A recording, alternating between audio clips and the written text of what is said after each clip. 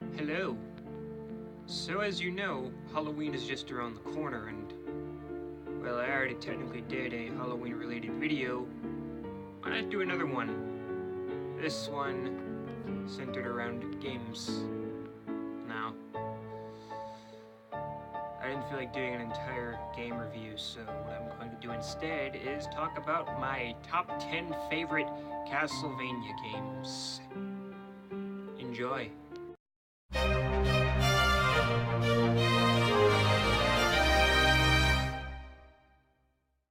Castlevania The Adventure Rebirth. Now, I wasn't sure what I wanted to put at the number 10 spot, but in the end I went with this one. It's not that great, but it is a pretty good game, and it's definitely one of WiiWare's best games, I'd say. And it's a pretty decent throwback to classic Castlevania. Like I said, though, it's not all that great. It's, not perfect. There's definitely better Castlevania games out there, but it's a pretty good one nonetheless. Even though it's not perfect. But it's a lot better than the original Game Boy game, that's for sure. Reason being is because it's a completely different game. Like, the original Castlevania The Adventure on Game Boy, that game fucking sucked. That is like my least favorite Castlevania game.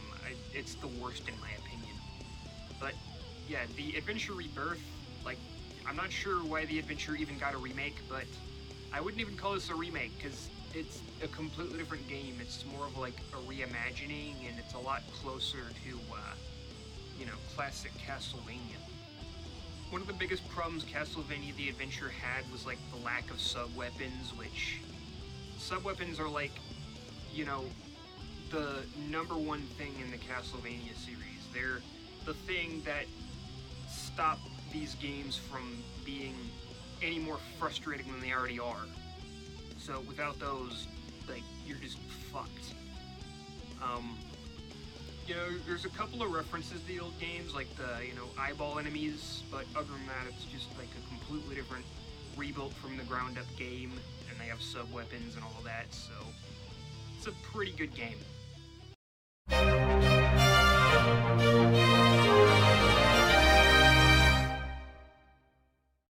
Castlevania I. Now obviously this game had to go somewhere on the list. It shows its age a little bit, but it's actually aged surprisingly well. And I overall just like the way this game's designed. The sub-weapons, the introduction of the sub-weapons, they really made this game stand out from most platformers.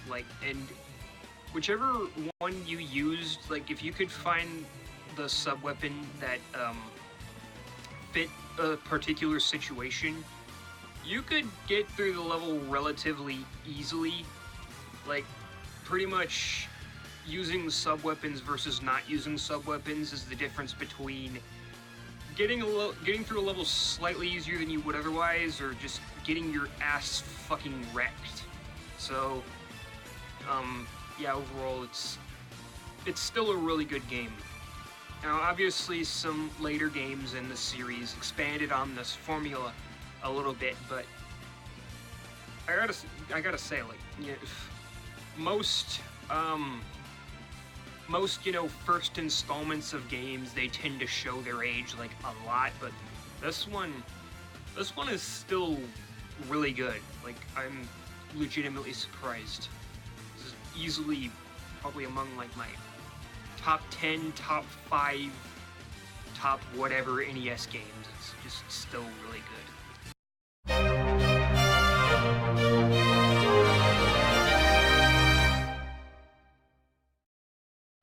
Castlevania III.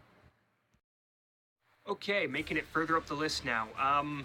This one, to be honest, I didn't really like this one that much at first. I frankly thought it was too hard, but, once I was patient and, learned the game's mechanics and whatnot, the game's, altered mechanics, and actually just took my time to learn how to play, it got a lot better. And I find this to be, you know, pretty much the, like, legitimate follow-up to Castlevania I. Castlevania II wasn't all that, but this game made a lot of significant improvements.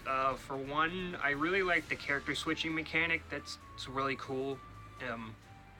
Pretty much just finding the playstyle that suits you best, whether it be, you know, Grant with his ability to climb walls, or, you know, Sypha with the magic abilities, and Alucard with his ability to transform into a bat. It was really interesting. And like I said, this is probably the legit, you know, follow-up to Castlevania I.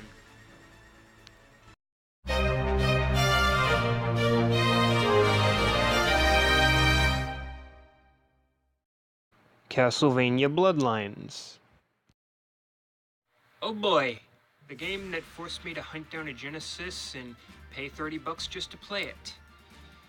Do I think it was worth it? Yes. Yes, I do.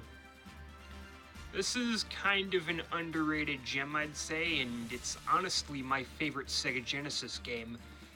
It's, you know, there are better Castlevania games out there, but this is definitely one of the more overlooked games in the series, and I like it a lot. Now, this game got a bit of a bad rap at first, I think, because, you know, it was controversial that it was a Genesis game when all the other ones were Nintendo, so a lot of the Castlevania fans were like, what the fuck? And probably anybody who owned a Genesis didn't really give much of a shit, so it got overlooked for the longest. And I guess it's also kind of weird that ammunition is now gems instead of hearts, but hearts being ammunition was always kind of weird, and hearts are ammunition in Castlevania.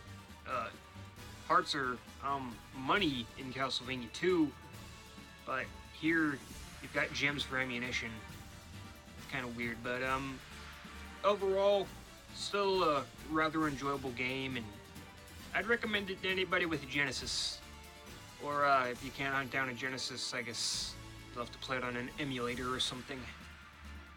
But yeah, it's worth playing, no doubt.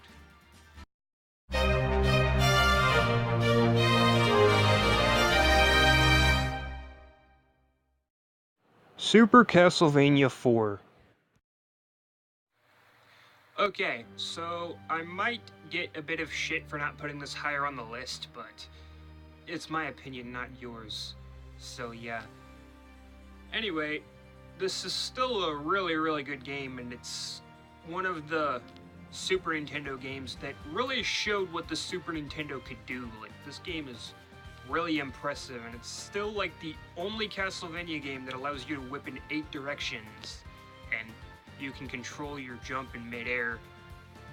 A lot of complaints regarding the earlier, you know, NES Castlevania games was that the controls were really stiff, and this game addressed that issue, and then all the games after that just kind of went back to the, well, Dracula X and Rondo Blood, they kind of went back to the original format, which was weird. Like, you make this perfect Castlevania game, like near perfect Castlevania game, and then you don't make another one like it after this, so it's really a one-of-a-kind Castlevania game, you know? And really showed off what the Super Nintendo could do, and it's definitely among my favorite Super Nintendo games, and definitely among my favorite Castlevania games.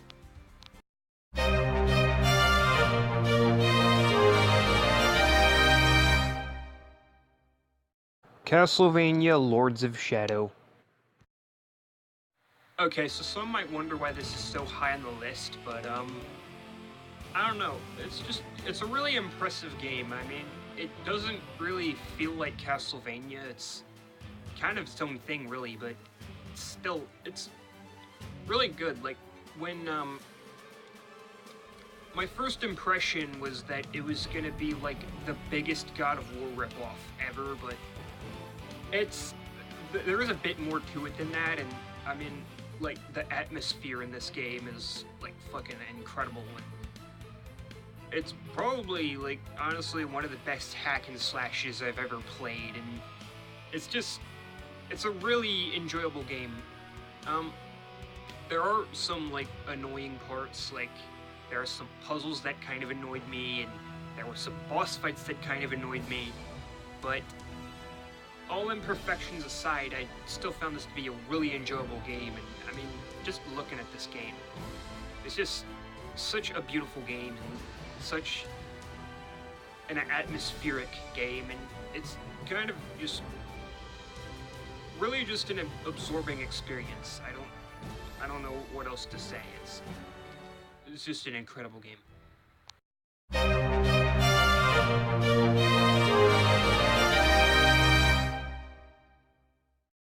Castlevania Lords of Shadow 2. Okay, this one's probably gonna cause the most controversy.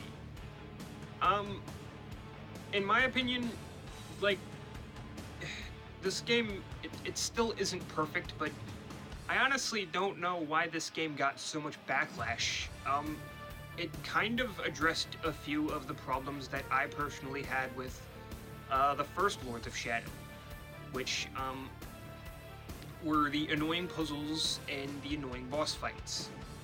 To me, this game, like, is a significant improvement over the first Lords of Shadow. And yeah, it's a pretty controversial thing to say, but like, I really liked it though. Like, seriously, I just did. You know, like, I really just don't know why this game gets so much backlash. Like, it's just really good in my opinion. It kind of follows the Metroidvania structure a little more than the first one did. I mean, you know, being able to play as, you know, Gabriel as a vampire, I thought that was really nice. It does kind of suck that he started off so weak and kind of had to get stronger as the game went on.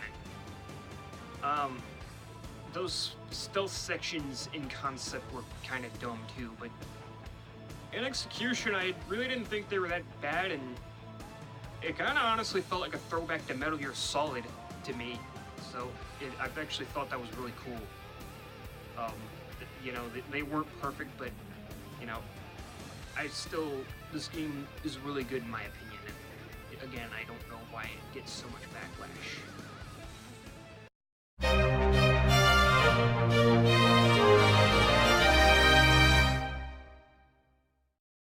Castlevania Dawn of Sorrow. Okay, so here's an interesting one.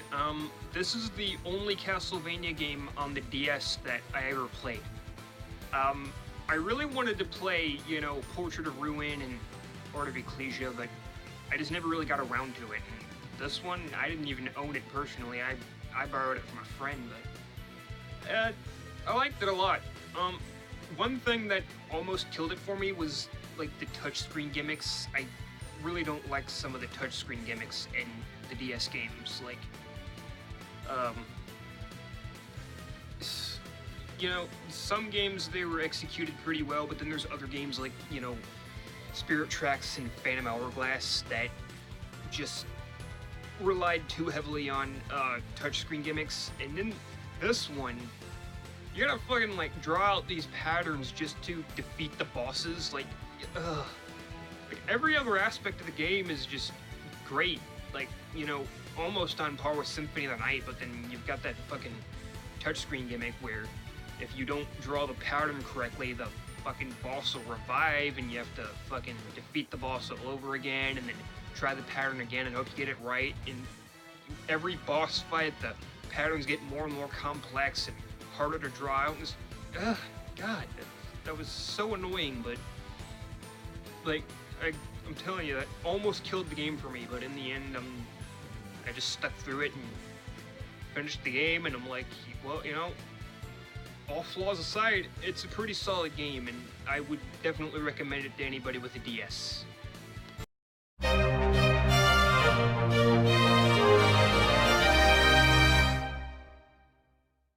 Castlevania Rondo of Blood. Or rather, the remake on PSP. Okay, so this one might be a surprise to some people. And honestly, it's probably kind of biased.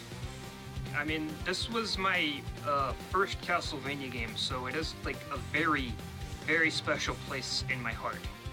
Like, the first Castlevania game I ever picked up was the Dracula X Chronicles on the PSP, and it wasn't even until later that I found out this game was originally a Japanese exclusive, and when I found that out, I'm like, wow, that's really fucking cool. Like, who knew?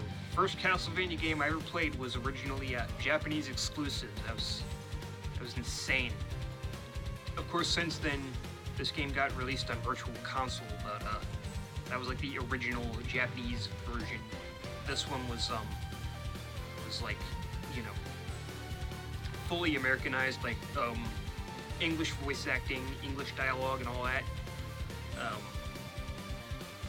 The first one actually, I first played the remake, obviously, because you have to play through the remake to unlock the original, and Symphony of the Night can also be unlocked through this game. So the Dracula X Chronicles was really great because it had a remake of Rondo of Blood, the original Rondo of Blood, and like a remastered version of Symphony of the Night with new voice acting.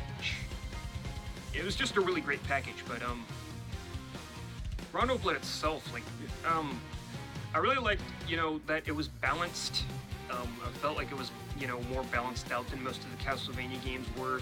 And Maria, man, Maria was just fucking badass. Like, when you unlock Maria, you might as well just fucking drop Richter and start playing as her immediately, because, and just start, you know, strictly playing as her, because she's really good. Like, she can kick some fucking ass. You'd be fucking surprised. You might take one look at her and think, wimpy little girl, but then you fucking play as her and you're just kicking ass and you're like, wow, this chick is like, this is the most badass little girl ever. Shit. God damn. So yeah, I really liked this game. Again, you know, it's probably because it's the first one I ever played. But yeah. I don't really like the Super Nintendo version though.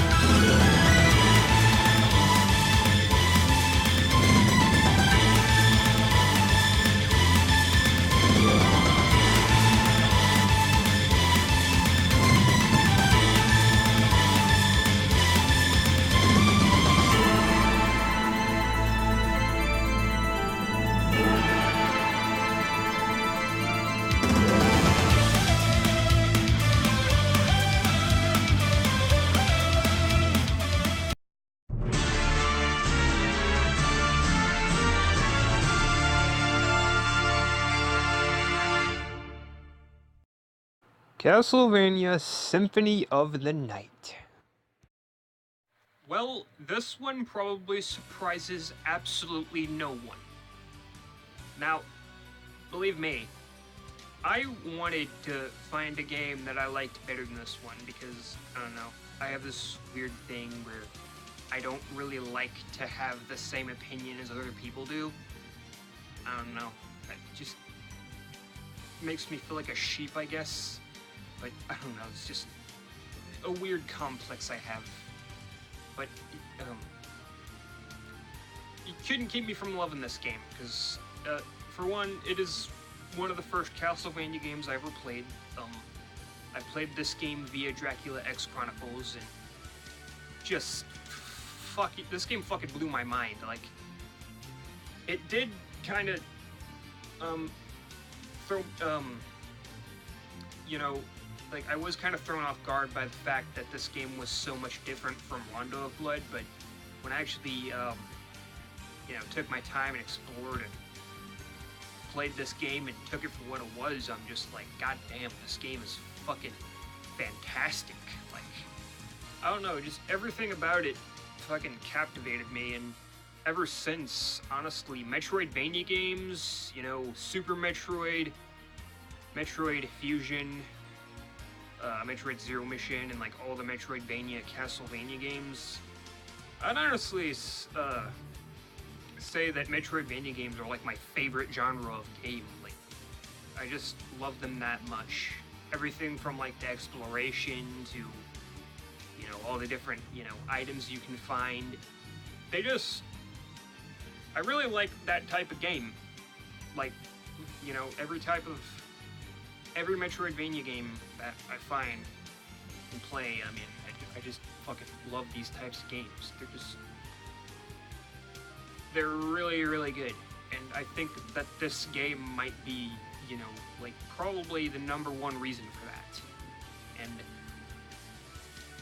you know, this game had a pretty huge effect on me, and, you know, I haven't found a Castlevania game that I enjoy more than this one. Might even be my favorite PS1 game of all time. Like, man. Of course, you know, there is the voice acting, but I mean, I first played the PSP version, which has like significantly better voice acting, so when I first played it, it wasn't even that big of a deal, and when I went back and played the PS1 version, yeah, the voice acting was dumb and the dialogue was dumb, but, you know, everything else was basically intact. So, you know, whatever version you can find, whether, you know, you have a PS1 or you have a PSP, or, you know, you're thinking of getting this game on PlayStation Network, do it, man. Just because this game will change your fucking life. Like, it's one of my favorite games of all time, without a doubt. And that's it for my top 10 list. I hope you enjoyed. It's not perfect. I kind of rushed through a few things because I just wanted to get it done, but I hope you enjoyed it anyway. I know I put like a lot of games on the honorable mentions list, which, honestly, looking back, I probably should have honestly made this like a top 20 list or something, or just, I don't know, more than 10, because it was really hard to find 10, you know, only 10 Castlevania games that I just really enjoyed that much, because I just really love this series. Like, this is an amazing series of games in my opinion. Probably my favorite, you know, 2D platformer series. You know, all the 2D platformer Castlevania games are just really good in my opinion. But that, I really hope you enjoyed, and yeah, take care, everybody.